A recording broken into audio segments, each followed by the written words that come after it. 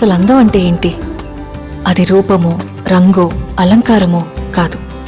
ఏ ఒక్కరి జడ్జ్మెంటో, అభిప్రాయమో కాదు. ఒక కవి వర్ణనో, చిత్రకారుడి బొమ్మో కాదు. మరేంటది? అందమంటే గుణం.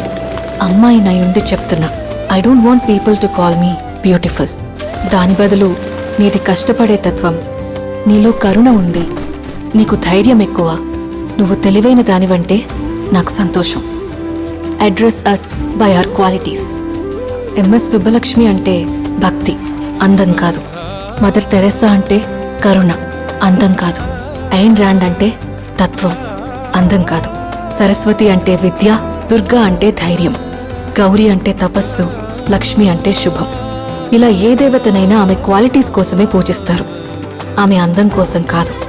నీ గుణాలే నీ సంతకమవుతాయి, నీ అందం కాదు.